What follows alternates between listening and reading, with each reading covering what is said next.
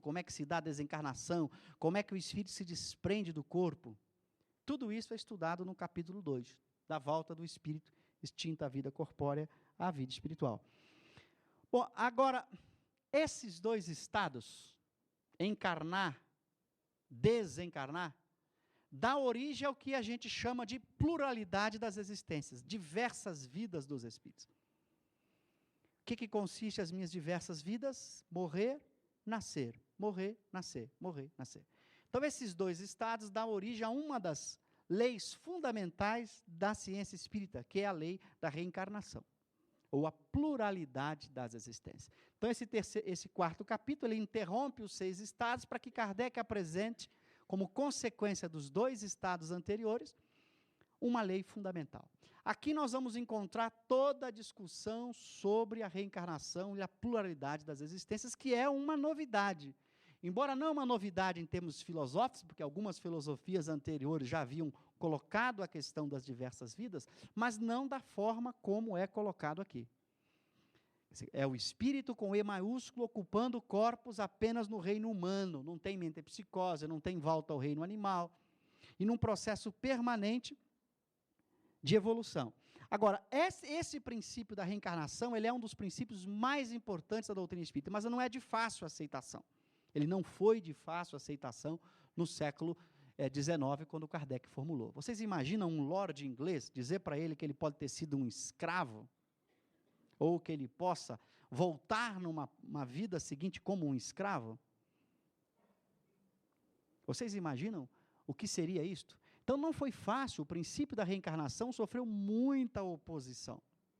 Você imagina como as pessoas iam encarar a possibilidade de terem vivido antes e terem esquecido o que foram? Como explicar isso? Eu vivi antes, mas eu não lembro mais.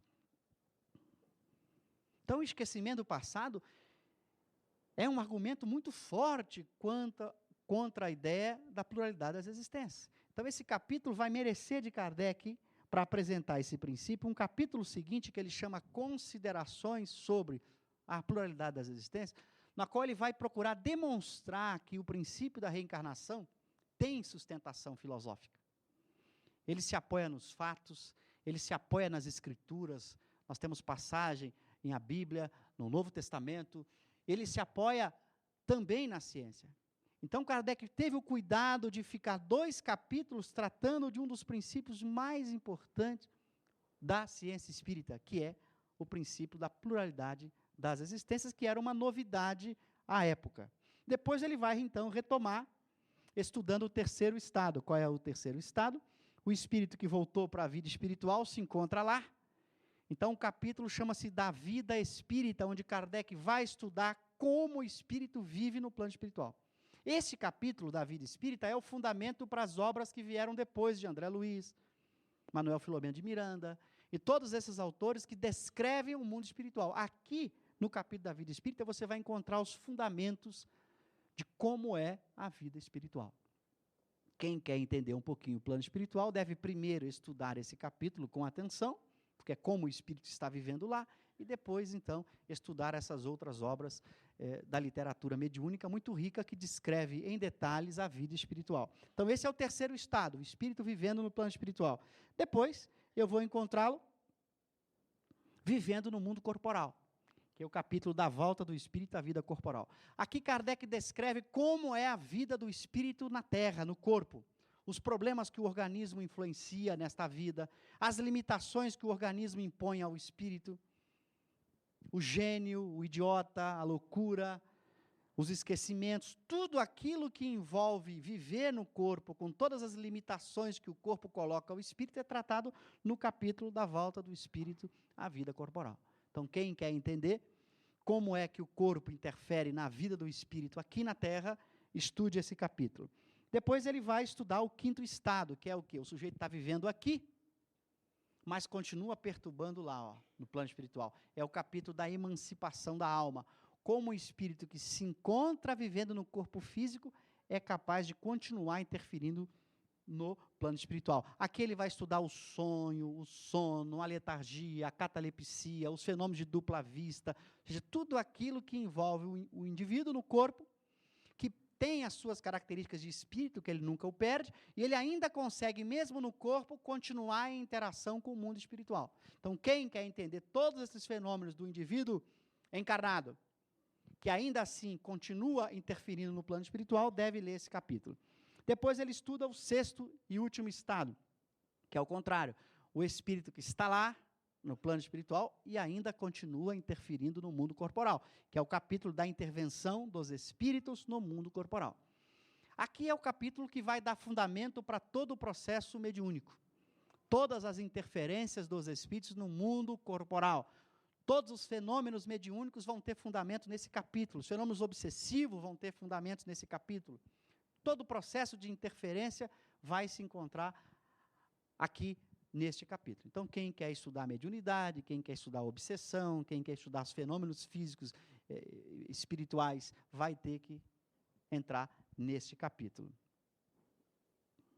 Depois, terminados os 6 itens, Kardec, como sempre o faz, ele vai fazer a síntese do que foi feito antes.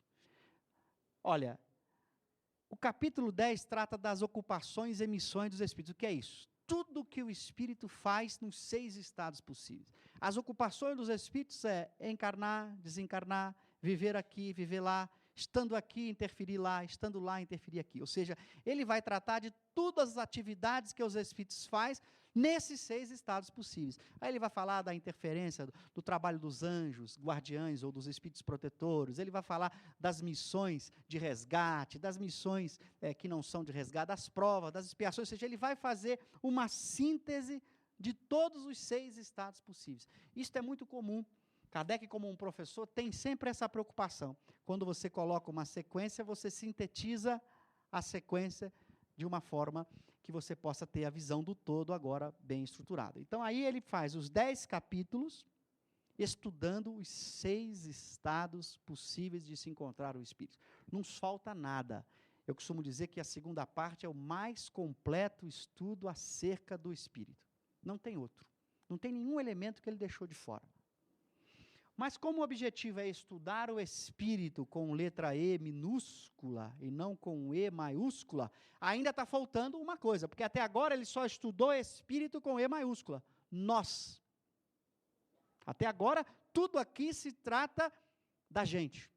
Mas ainda faltou, e os animais? Então ele cria um capítulo para estudar o espírito com E minúscula, dos 3 reinos, onde ele vai estudar o princípio inteligente, percorrendo toda a escala evolutiva no reino mineral, vegetal, animal, ou seja, como o princípio inteligente atua fora do reino nominal, no reino animal, no reino vegetal, no reino mineral. Então, esse é o capítulo em que ele completa o estudo do espírito com E maiúscula, se dedicando, do espírito com E minúscula, se dedicando especialmente a ele agora. Então, com isso eu digo, essa segunda parte é o mais completo, nada ficou de fora. Ele estudou o princípio inteligente com todos os seus detalhes, quer no reino animal, quer no reino humano. Está claro? Por isso tem que ter realmente 11 capítulos nessa ordem para deixar o estudo completo e não esquecer de nada. Alguma questão específica?